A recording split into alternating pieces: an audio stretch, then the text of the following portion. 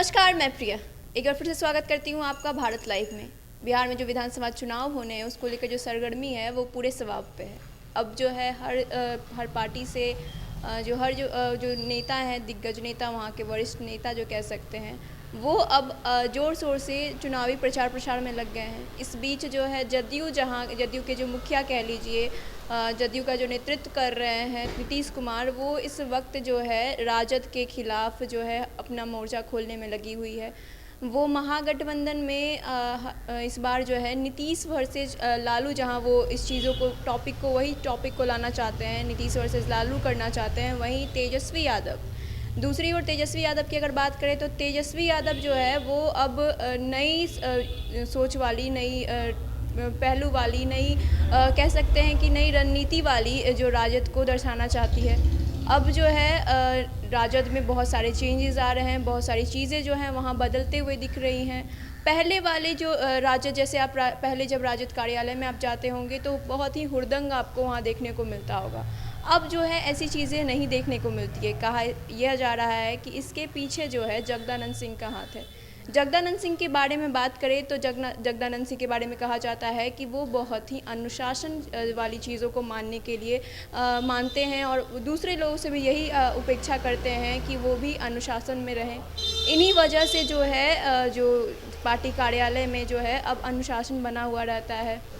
लगातार जो है अब, हालांकि अभी तो लालू प्रसाद हम यहाँ पे नहीं है, ना ही इस चुनावी माहौल में है, लेकिन जो है उसके अपोजिशन जो है वो लगातार जो है तेजस्वी यादव को पर निशाना ना साधते हुए सीधे जो है लालू प्रसाद पर निशाना साध रही है। कहा जा रहा है कि इसके पीछे एक ही वजह है कि नीतीश कुमार चाहते हैं कि इस बार की जो राजनीति, जो इस बार जो वो 2020 का जो चुनाव है उसमें वो लालू वर्सेस नीतीश करें।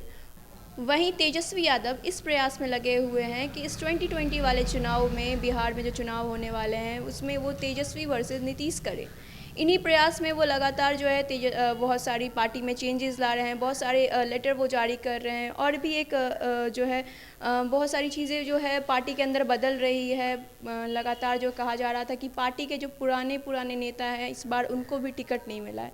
इसके पीछे भी एक यही वजह है कि इस बार तेजस्वी यादव नई सोच वाली सरकार चाहती है, नई सोच वाली आरजेडी चाहती है। यही वजह है कि वो लगातार इसी प्रयास में लगे हुए हैं। उन्होंने एक लेटर जारी किया, राष्ट्रीय जनता दल ने, जगदानंद सिंह के बारे में मैं बात करी थी, उन्होंने एक लेटर जारी किया और कहा कि बिहार में जो विधानसभा चुनाव होने हैं उसमें आपके क्षेत्र में माननीय नेता प्रतिपक्ष तेजस्वी यादव का चुनावी सभा मात्र आधे घंटे की होगी। माननीय नेता प्रतिपक्ष को 243 विधानसभा क्षेत्रों में चुनावी सभा करना है। मुश्किल से 20 दिन का समय मिला है। जिलों में आम सभा की व्यवस्था आपके द्वारा किया जाएगा तथा आम सभा की अध्यक्षता आपके द्वारा या आपके द्वारा प्रतिनियुक्त किसी भी व्यक्ति के द्वारा किया जाएगा। सभा में सभी वर्ग के लोगों को मंच पर अगली पंक्ति में बैठना है ताकि स्पष्ट लगे कि हमारी पार्टी में सभी लोगों की भागीदारी है। पहले समय काफ़ी मिलता था जिसके कारण सभी वर्ग के लोगों का भाषण मंच से कराया जाता था। आपको विदित हो कि केंद्र एवं राज्य सरकार के मनमानी के चलते चुनाव 3 चरणों में ही कराया जा रहा है, जिससे समय का अभाव है और इसी में सभी विधानसभा क्षेत्रों में माननीय नेता प्रतिपक्ष श्री तेजस्वी यादव जी को आम सभा को संबोधित करना है। सभा में सिर्फ माननीय नेता प्रतिपक्ष श्री तेजस्वी यादव का ही आधे घंटे का भाषण होगा। उम्मीदवार मंच पर खड़ा होकर सभी लोगों को प्रणाम, आदाब, सलाम कर अपनी उपस्थिति दर्ज करा लेंगे। इसके अलावा उन्होंने कहा कि अतः आपसे अनुरोध है कि आम सभा में राजद तथा गठबंधन के सभी नेताओं, पदाधिकारी, सक्रिय कार्यकर्ताओं की सहभागिता सुनिश्चित करने का कष्ट किया जाए। नेता प्रतिपक्ष के आने के पूर्व सभा को अन्य लोग भी संबोधित कर सकेंगे, मगर पुनः अनुरोध है कि तेजस्वी जी के आगमन के बाद किसी भी अन्य वक्ता के लिए समय संभव देना नहीं होगा।